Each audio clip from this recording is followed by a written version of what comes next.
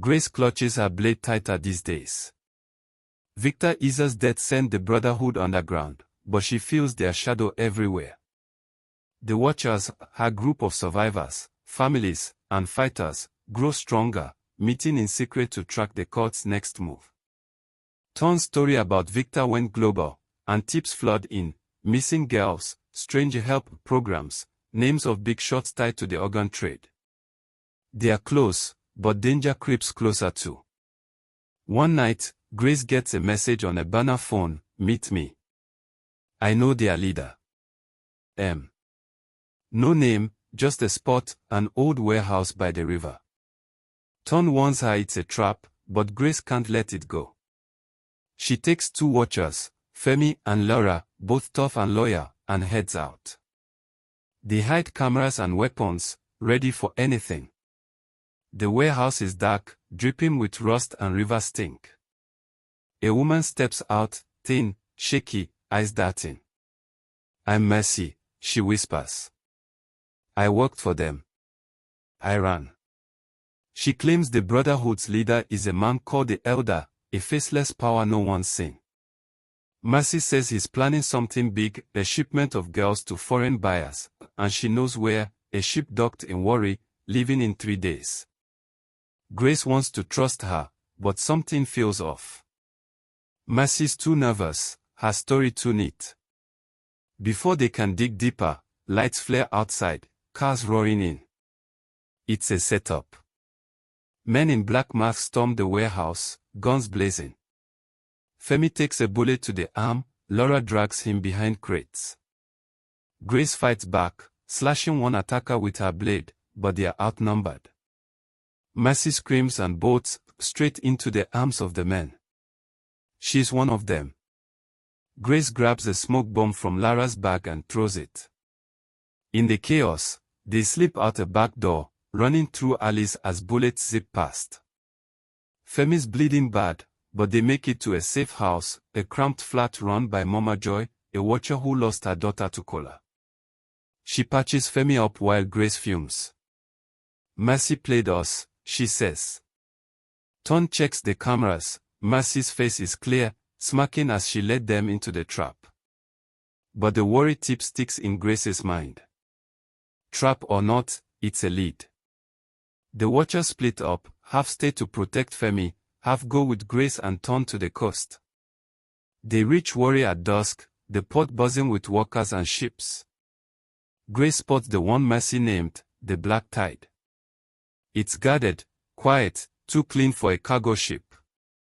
Ton sneaks closer with binoculars, girls, tied up, being loaded inside. They need proof. Grace and Laura creep aboard, dodging guards. Below deck, they find cages, dozens of scared eyes staring back. Grace cuts locks, whispering, "We're getting you out." But a guard spots them. Alarm scream. Laura fights him off, but more come. Grace radios Ton, now. He rolls up in a stolen truck with the Watchers, crashing the gate. Chaos erupts, fists, knives, gunfire. Grace frees the last girl when a man steps from the shadows, tall, gray-haired. "Come. You're persistent," he says, voice smooth. It's the Elder. He's not angry, just amused. "You think this stops us?"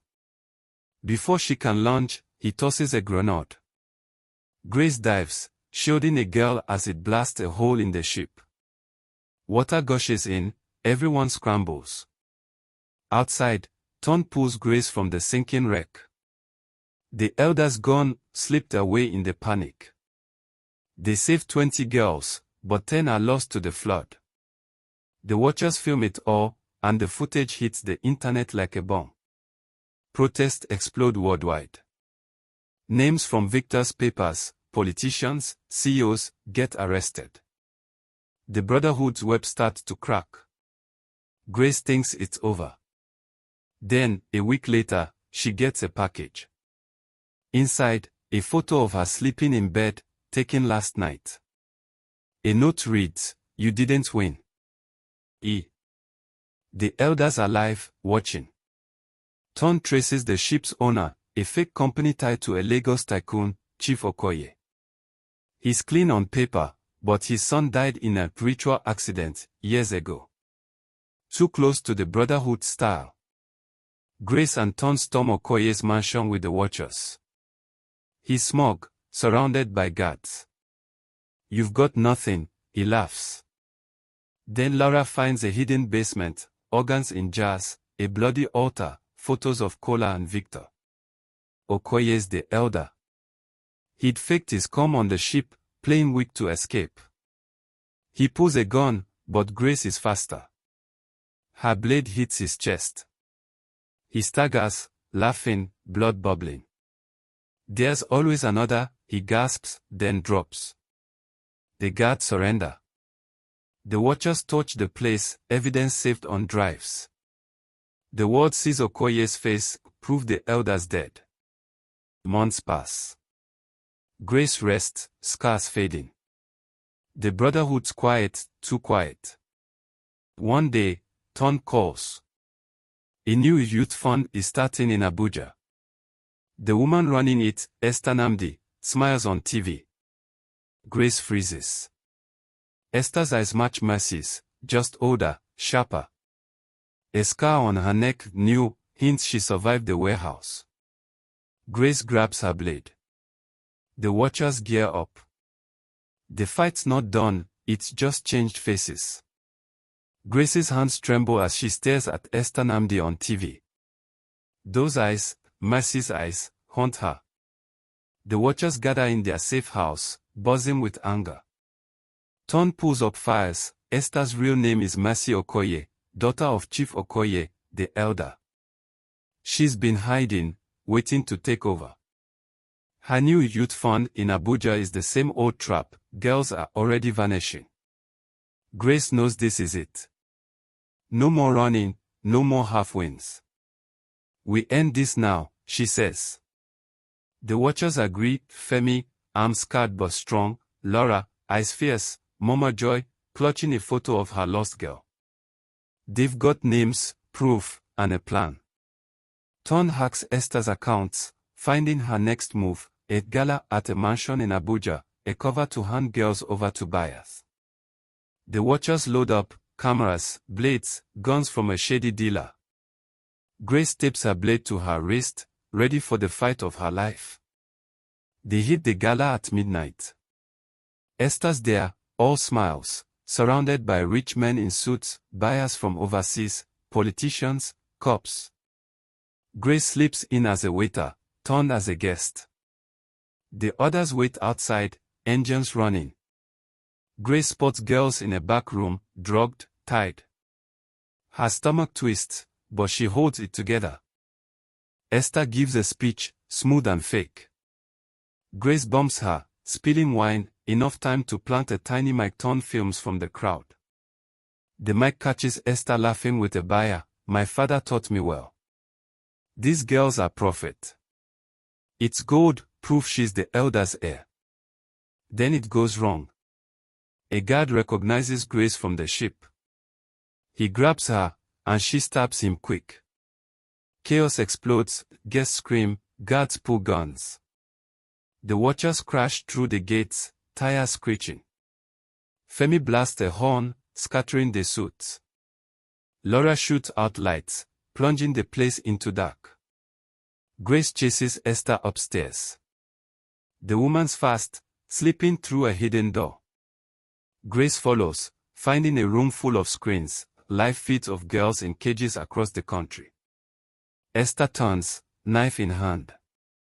"You're too late," she sneers. "Kill me," and it still runs. They fight, hard. Esther strained, slicing Grace's arm. Grace ducks, slams her into a desk, and the blade finds Esther's side. She gasps, dropping. The list, Esther chokes, pointing to a laptop. Every name, every base, blood pools, and she's gone. Grace grabs the laptop. Ton bursts in, panting. They run as the mansion burns. Mama Joy lit the fuse, vengeance in her eyes. Outside, The watchers round up buyers, zip-tying them for the cameras. The footage streams live, Esther's words, the fight, the proof. The list is a bombshell. Every Brotherhood member, every hideout, every dirty cop. Ton sends it to newsrooms worldwide. By dawn, raids hit, police can't dodge this time. Big names fall, ministers, CEOs, even a general. The cages empty out, girls go home. The Brotherhood's network collapses, root and branch. A month later, Grace sits by the river, blade retired. Ton's book on the Brotherhood tops charts. Femi and Laura train new watchers, not for war, but to help survivors heal. Mama Joy opens a shelter, naming it after her daughter. The gala footage still circulates, a warning etched in history. Grace gets a letter, no sender, just words, thank you. She smiles, small but real. The nightmares fade. The fight's over. No shadows left to chase. Thanks for watching. Please subscribe, like and share for more.